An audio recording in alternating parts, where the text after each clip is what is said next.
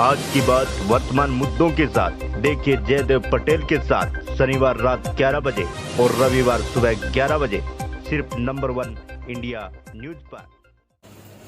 नमस्कार व्यूअर्स, मैं जयदेव पटेल और आप देख रहे हैं नंबर 1 इंडिया न्यूज। आज की बात वर्तमान मुद्दों के साथ के इस खास कार्यक्रम में आज हम बात करेंगे सीमा हैदर पाकिस्तान से अवैध तरीके से दुबई होते हुए नेपाल और नेपाल से अवैध रास्ते भारत में घुसपैठ होने का जो काम किया है इसको लेकर के, और इसमें नेपाल सरकार भारत की किस तरीके से मदद करेगी और इसी के साथ नेपाल और भारत का जो ओपन बॉर्डर है उस पर कहीं न कहीं एक स्ट्रॉन्ग तरीके से चेकिंग हो, जिससे इनलीगल तरीके से लोग जो भारत और नेपाल दोनों देशों में घुसते हैं उस पर रोक लगाई जा सके। इसके लिए किस तरह कदम उठाने की जरूरत है, यही तमाम मुद्दों पर बात करने के लिए हमारे साथ खास मेहमान है नेपाल के पूर्व उप प्रधानमंत्री उपेंद्र यादव। उपेंद्र यादव जी, आपका बहुत बहुत स्वागत आज हमारे प्रोग्राम में। बहुत बहुत धन्यवाद जी। उपेंद्र यादव जी, आपसे मेरा पहला सवाल है कि सीमा हैदर का जो मामला सामने आया है जिसमें पाकिस्तान से अवैध तरीके से नेपाल के रास्ते भारत में एंट्री की है, इस पूरे मामले को आप कैसे देखते हैं और इसमें नेपाल सरकार भारत की किस तरह से मदद कर रहा है? पहली बात है कि नेपाल में कोई भी विदेशी नागरिक अपने देश के पासपोर्ट और नेपाल का वीजा लेने के बाद आ सकते हैं, जाते हैं, होता रहता है। लेकिन पाकिस्तान के नागरिक नेपाल का वीजा लेकर के भारत में बिना वीजा का जो पहुंची है वह एक विवाद का विषय रहा है, एक संदेह का विषय रहा है। तो इस विषय में भारत सरकार इसका अनुसंधान कर रही है, इन्वेस्टिगेशन हो रहा है। उस इन्वेस्टिगेशन में भारत सरकार अगर नेपाल सरकार से सहयोग मांगे तो नेपाल सरकार जरूर देगी। उपेंद्र यादव जी, सीमा हैदर की तरफ से तर्क ये दिए जा रहे हैं पशुपतिनाथ जो मंदिर है उसमें सीमा हैदर की शादी की गई है, तो इसको आप कैसे देखते हैं, क्योंकि आप स्वयं लोकेलिटी है वहां के और आपको एक लंबा अनुभव भी है? देखिए, ये बात पहली बात गलत ये है कि पशुपतिनाथ के मंदिर में गैर हिंदू का प्रवेश वर्जित, वहां केवल हिंदू ही जा सकते। दूसरा है कि पशुपतिनाथ के मंदिर में आज तक कोई शादियां हुई नहीं है, कभी कोई शादियां होती नहीं है उस मंदिर। ये दोनों बातें उनकी गलत है, इसलिए वह बातें झूठी है जो कहा जा रहा है, इसमें मेरा विश्वास है।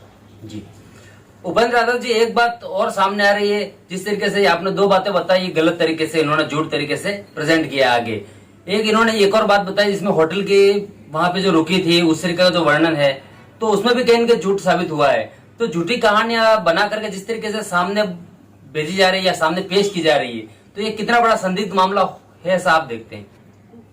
जिस होटल का चर्चा किया गया है वो सामान्य होटल, वहां पे कोई भी यात्री आ जा सकते हैं, रह सकते हैं, वहां रात, ये कोई स्टैंडर्ड होटल नहीं। और वह होटल वालों ने जो दिया है उन्होंने कोई शादी दिखाई नहीं हुई। तो हो सकता है कि होटल का जो दिया हुआ अपना पहचान हो वो सही है या नहीं है, इसकी जानकारी होटल से जो आ रही है वो अभी सही नहीं। उपेंद्र यादव जी, वैसे अगर हम नॉर्मली बात करें तो नेपाल से भारत आने के लिए किस तरीके के डॉक्यूमेंट चेक किए जाते हैं? क्योंकि जब बस ड्राइवर से बात की गई थी उन्होंने कहा आधार कार्ड चेक किया गया था। आने में और नेपाल में से भारत जाने के लिए दोनों देश के नागरिकों को कोई डॉक्यूमेंट की जरूरत नहीं, न वीजा की जरूरत है न पासपोर्ट। भारत के काफी लोग नेपाल आते हैं, नेपाल के जाते हैं, इन दोनों के। लेकिन तीसरे मुल्क के लोग को भारतीय वीजा होना जरूरी है। भारत में नेपाल के बॉर्डर क्रॉस करके भारत में जाते वक्त उनको वीजा चाहिए और वहां कस्टम में या वहां इमिग्रेशन में उनको एंट्री लेना पड़ता, तभी जाकर के वो भारत जा सकते। या तीसरे मुल्क के लोग ने भारत आए और नेपाल आने के लिए भी नेपाली वीजा चाहिए और वहां इमिग्रेशन में क्लियरेंस लेना हो, तभी आ जा सके। जो सुविधा, ये सुविधा अन्य देश के नागरिकों के लिए नहीं है, केवल फ्री आना और जाना तो ही देश, भारत के लोग नेपाल में, नेपाल के लोग भारत में ही है। इसका फायदा कभी काल अपना पहचान छुपा करके कभी कभी कोई ले तो वो गलत। जी उपेंद्र यादव जी, लेकिन जिस प्रकार बस ड्राइवर जो लेके आया था सीमा हैदर को, उससे जब बात की गई तो उसने कहा कि सीमा हैदर के पास में उसका आधार कार्ड था, उसके बच्चों का भी आधार कार्ड था। तो क्या ये कहा जा सकता है कि उन्होंने एक फर्जी आधार कार्ड बना दिया हो? देखिए, नेपाल में आधार कार्ड का कोई व्यवस्था ही नहीं, ये व्यवस्था केवल इंडिया में ही है। जी। नेपाल में सिटीजनशिप होती है जो उसके पास नहीं, जी। वो कहाँ की नागरिक है, जैसे वो पाकिस्तान के पासपोर्ट से आई तो पाकिस्तानी होगी। जी। नेपाल में कोई आधार कार्ड देने का चलन ही नहीं है, प्रथा ही नहीं है, आयु। उपेंद्र यादव जी, क्या आपको लगता है कि एक कहीं न कहीं नेपाल और भारत के बीच में एक ओपन बॉर्डर है, ऐसे में एक स्टैंडर्ड कहीं न कहीं पैमाना होना चाहिए, एक लीगल डॉक्यूमेंट्स होने चाहिए जिसके आधार पर भारत के लोग नेपाल और नेपाल के लोग भारत में इजी गोइंग आ सके, लेकिन उसके साथ साथ कहीं न कहीं जो घुसपैठिया जिस तरीके से आने की कोशिश करते हैं उन पर प्रतिबंध लगाया जा सके इसको लेकर के? घुसपैठिया तो इलीगल हुआ ना। इलीगल तो कहीं से कहीं घुसते हैं, वो इलीगल हुआ।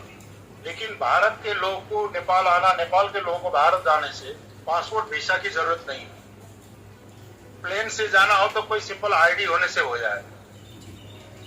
ये हमारे हजारों वर्ष से चलता आया है, जब से नेपाल और भारत की सीमा बनी है तब से चलता आया है। तो उपेंद्र यादव जी, क्या आपको लगता है कि ये जो पैमाना जो है इसमें थोड़ा सा और स्टैंडर्ड लाने की जरूरत है, जिससे कि जो अवैध तरीके से लोग आ जाते हैं उन पर रोक लगाई जा सके इसको लेकर के? अवैध तरीके का तो जहां भी रोक होनी चाहिए। इलीगल एंट्री तो इलीगल वर्क हुआ ना जी। वो इसलिए मैंने कहा कि दूसरे देश के मुल्कों के जन लोगों के लिए यह सुविधा नहीं है। यह सुविधा नेपाल और भारत के बीच के लोगों का ही है, ये दोनों देश के लोगों के लिए ही है। तीसरा अगर जाता है तो वो इलीगल है। उपेंद्र यादव जी, इस समय भारत और नेपाल के रिश्ते किस तरीके के हैं? बहुत अच्छी है हमारे रिश्ता, दोनों मुल्क के रिश्ता बहुत ही बेहतर है। जी। तो ये किस लिहाज से बेहतर है? क्या व्यापार के लिहाज से बेहतर है या फिर सुरक्षा के लिहाज से बेहतर है? देखिए, नेपाल और भारत के रिश्ता आज से नहीं, कई युगों से चली आ रही। हमारे सांस्कृतिक रिश्ता है, बेटी रोटी का रिश्ता है, पारिवारिक रिश्ता है, दो देश के मुल्क के बीच की कूटनीतिक संबंध भी है, खुली बॉर्डर है, इधर से शादी विवाह उधर से इधर होता रहा है, इसलिए भाई भाइयों का रिश्ता है, पारिवारिक रिश्ता है और बहुत बेहतर रिश्ते। उपेंद्र यादव जी, भारत की अगर हम बात करें तो अक्सर देखा जाता है कि लोग कहीं न कहीं क्राइम करके नेपाल में चले जाते हैं, तो ऐसे लोगों के अगेंस्ट में नेपाल जो सरकार है वो भारत को किस तरीके से कोऑपरेट करती है? ये दोनों तरफ ये समस्या है कि भारत से लोग क्राइम करके नेपाल आते हैं, नेपाल से क्राइम करके भारत जाते हैं। दोनों देश की सरकार मिल करके ऐसे क्रिमिनलों को पकड़ते भी हैं और इन्हें कानूनी कटघरे में ले भी जाया जाता है। ये तो यदा कदा ऐसा होता रहता है, कभी कभी, लेकिन इसका मतलब ये नहीं कि सदा ही ऐसा ही होता रहा है। उपेंद्र यादव जी, आपसे मेरा एक क्लोजिंग क्वेश्चन है कि नेपाल और भारत के जो रिश्ते हैं वो मजबूत हो, लेकिन इसी के साथ इस बात का भी ख्याल रखा जाए कि जो इनलीगल तरीके से लोग जो भारत में नेपाल में जो अवैध तरीके से एंट्री करते हैं उस पर प्रतिबंध भी लगाया जा सके। इसके लिए किस तरह के कदम उठाने की जरूरत है दोनों ही देशों को? इलीगल एंट्री तो प्रतिबंध ही है और दोनों देश के सुरक्षा कर्मियों को जो बॉर्डर में नेपाल के रहते हैं, भारत के रहते हैं, आपसी समन्वय के आधार पर इलीगल एंट्री को कंट्रोल किया जा सकता है। उपेंद्र यादव जी, आपने हमारे लिए समय निकाला, उसके लिए आपका बहुत बहुत धन्यवाद। धन्यवाद।